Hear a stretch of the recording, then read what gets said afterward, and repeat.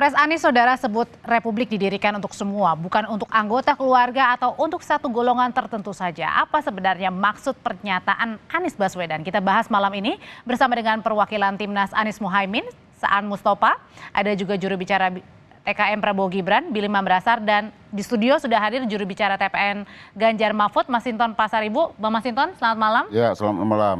Kang Saan, selamat malam. Bang Billy, selamat malam. Selamat malam. Malam. Saya mau ke Kang Saan dulu deh. Kang Saan, jadi sebenarnya apa sih maksud pernyataan Mas Anies ini menyebut Republik didirikan untuk semua, bukan untuk anak, bukan untuk kepentingan tertentu, keponakan? Ya, memang Republik ini didirikan oleh para pendiri bangsa itu bukan untuk memfasilitasi anak, ponakan, kemenakan dari pejabat atau pemegang kekuasaan saat ini.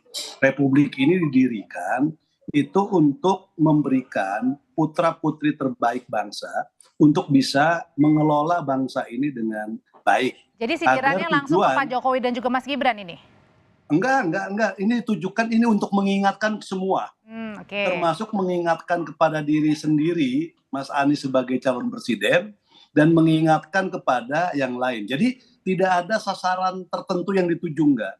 Ini lebih mengingatkan kepada semua, karena pemilu adalah momennya, momen untuk mengingatkan semua, kelak siapapun nanti yang terpilih, bahwa semangat dari para pendiri bangsa mendirikan republik ini harus menjadi pegangan semua. Ya, itu satu. Yang kedua, karena ini harus menjadi pegangan semua harus memahami bahwa pemilu adalah jalan menuju kepada cita-cita kemerdekaan.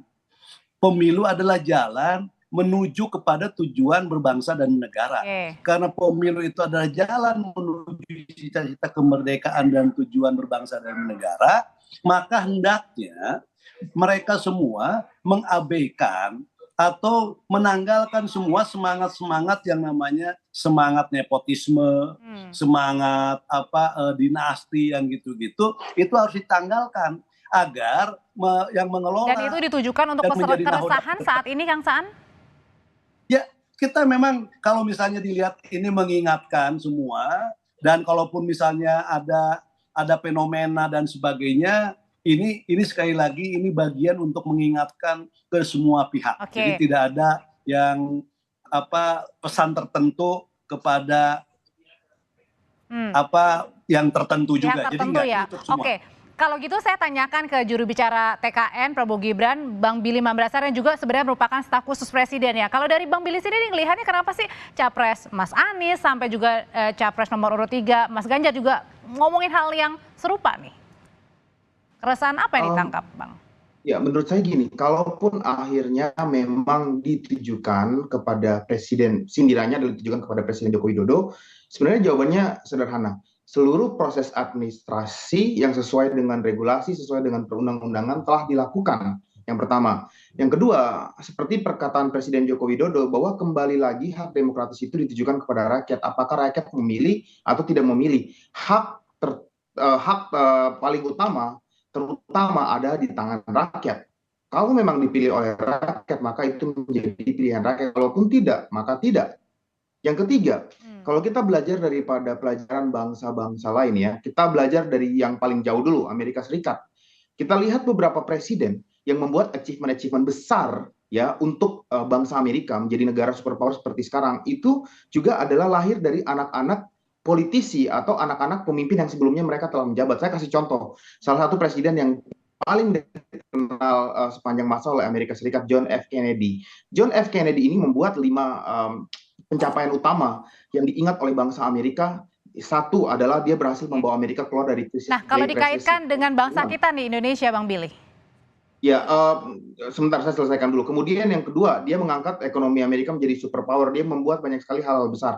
Negara yang paling dekat, bahkan Lee Kuan Yew, anaknya Lee Kuan Yew yang menjabat sebagai Perdana Menteri, Lee Hsien Loong, berhasil membuat Singapura juga menjadi negara sekuat dan sebesar sekarang, gitu kan. Dan saat ini, setelah melalui proses yang legal, proses yang patuh terhadap hukum, proses yang sesuai dengan yang seharusnya, Mas Gibran kemudian menjadi cawapres dan tinggal tunggu waktu untuk membuktikan apabila nanti rakyat memilih dia secara demokratis dan kemudian dia terpilih dan dia akan membuktikan waktu yang akan membuktikan bagaimana dia membuat pencapaian yang besar. Kalau dikaitkan dengan negara kita, kemudian apa yang salah dari semua proses yang telah dilakukan dan kemudian ketika dia membuktikan, jadi nggak ada yang salah ya kalau misalnya keluarga maju ya.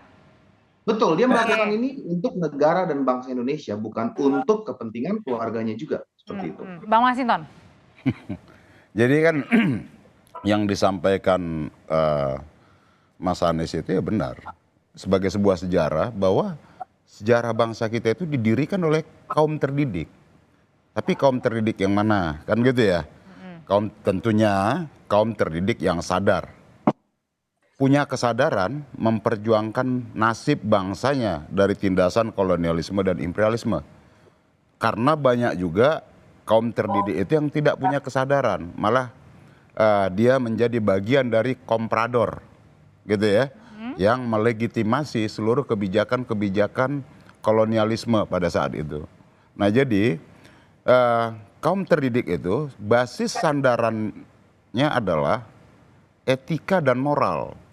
Kalau dikaitkan sama sekarang, apa? Kalau dikaitkan sama sekarang, nah kalau dikaitkan sama sekarang, ya kaum terdidik yang mental komprador itu ya MK kemarin tuh, gitu loh. Putusan MK maksudnya? Iya, yang melanggar etik itu putusannya kaum terdidik, iya, kaum terdidik, tapi bukan yang memiliki kesadaran untuk menegakkan hukum dan kebenaran itu, malah menabrak etika di sana. Tapi terlepas dari itu semua tadi Bang Billy juga bilang kan semuanya bisa dong, siapapun bisa maju untuk memajukan bangsa, kalau hal positif kenapa enggak?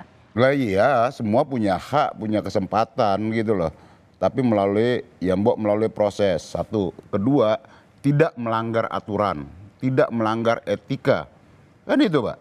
Karena apapun ya, bangsa ini bisa tumbuh berkembang kalau pemimpinnya memiliki budi pekerti, memiliki etika, menjunjung tinggi moralitas. Itu syarat sebuah bangsa yang bisa tumbuh, maju dan berkembang. Bukan pada persoalan tataran administratif, oh ini bisa, tapi etika, moral diabaikan. Gitu jadi loh. soal etika dan moralnya ya? Oh iya, itu pentingnya hari ini ya, bangsa ini perlu pemimpin yang memiliki budi pekerti. Mengelola bangsa ini bukan persoalan administrasi. Oh ini nggak ada aturan yang dilanggar secara administratif, tapi lu melanggar etika kira-kira gitu. Lu melanggar moral. Basis kepemimpinan itu ya basisnya adalah moralitas dan etika. Saya balik lagi ke Kang Saan. Kang Saan, sindiran Mas Anies ini nggak main-main ya, udah 2 kali, berarti serius dong sindiran Mas Anies ini? Ya gini, ini kan tadi Mas Billy sampaikan, kita juga nggak mempersoalkan. Kita bisa komparasikan di Amerika, di Singapura. Tapi kan mereka berproses panjang. Misalnya George Bush lah misalnya. Diganti oleh George Bush Junior.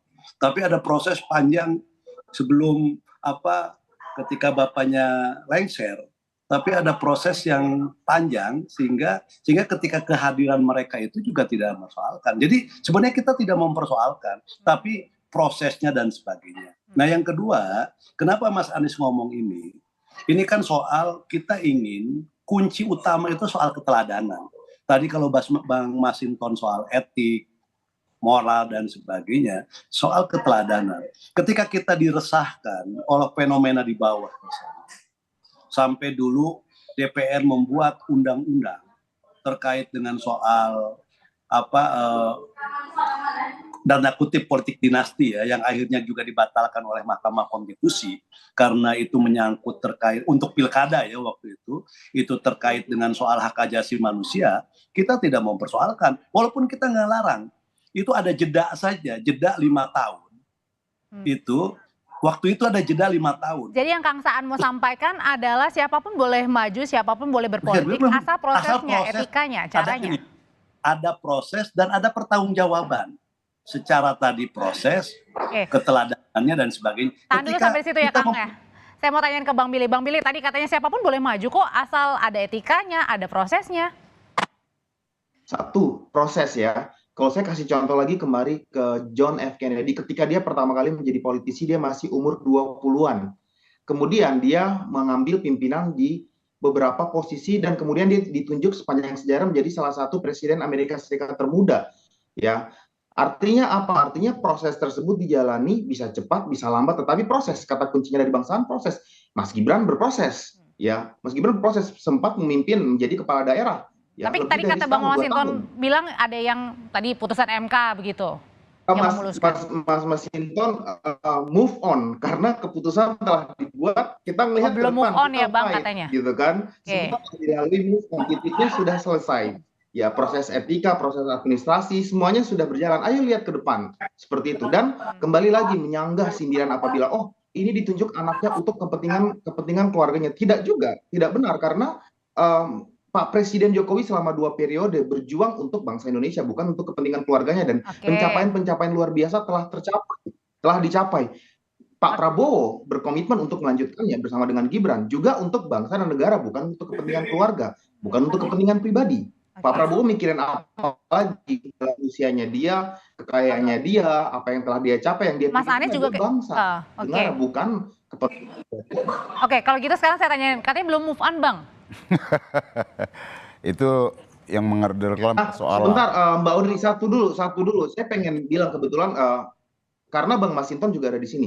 Bahkan salah satu presiden terhebat bangsa Indonesia, Bu Megawati, lahir dari anak politisi handal Indonesia, Pak Soekarno gitu. Artinya apakah ini kemudian kita melihat sebagai dinasti? Tidak.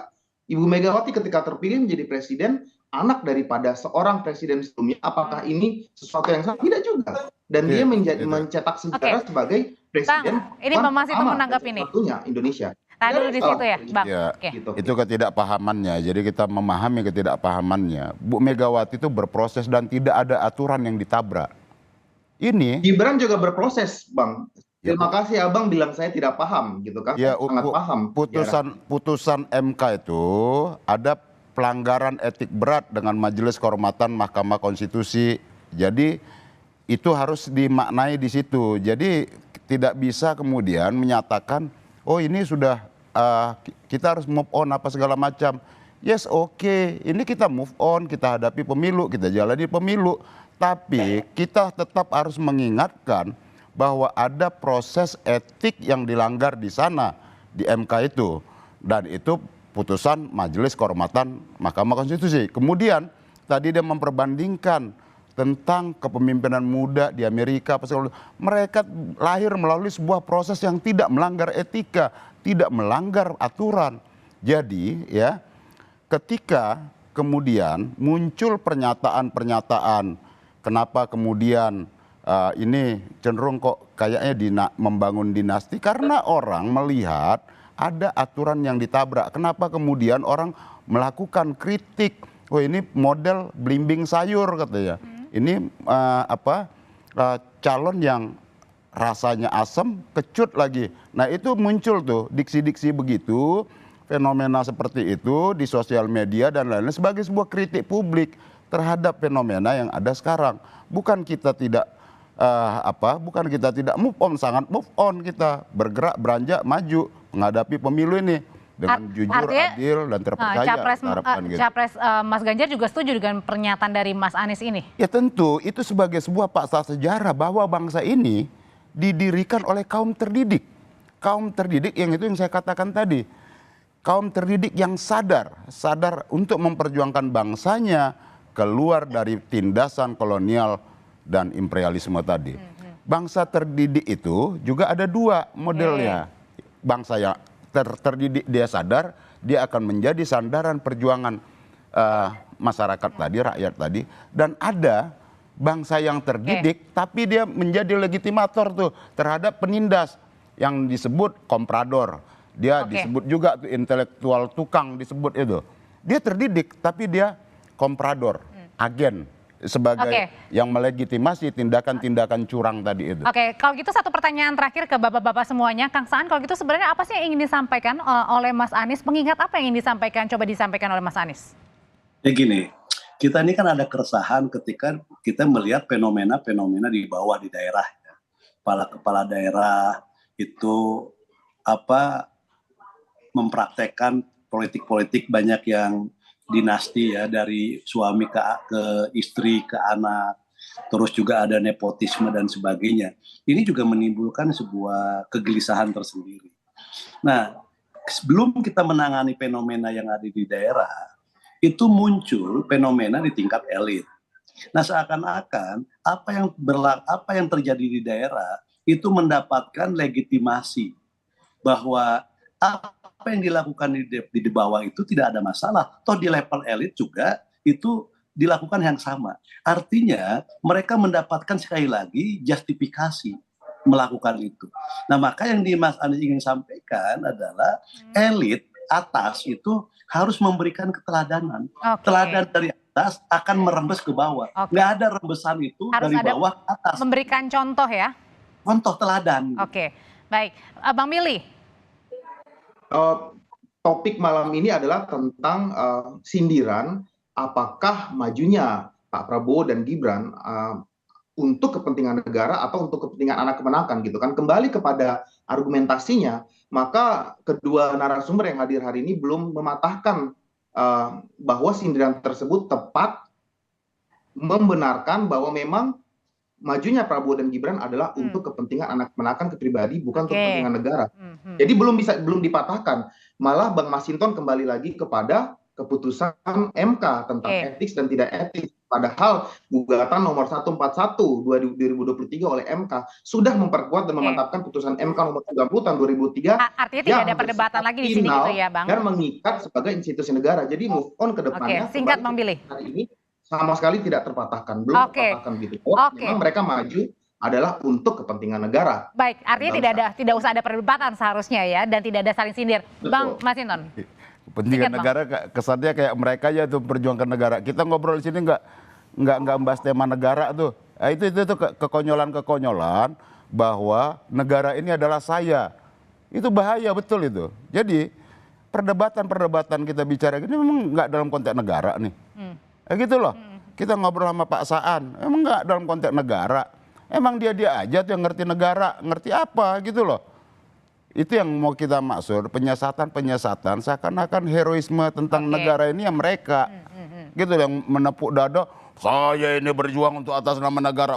Jadi sindiran ini juga untuk mengingat ya Bang ya? Lah iya, ini bahwa tadi temanya adalah bahwa bangsa ini didirikan oleh kaum intelektual, kaum cendekiawan, mereka yang sadar untuk memperjuangkan bangsanya, berjuang melampaui zamannya, bukan untuk kepentingan diri dan kelompoknya, apalagi kepentingan keluarganya, tapi untuk kepentingan sebuah bangsa yang merdeka. Itu pesannya. Bang Masinton, terima kasih. Kang Saan, terima kasih. Bang Billy, terima kasih. Saya selalu, kita jumpa lagi di lain kesempatan. Terima kasih, Bang Billy. Terima kasih.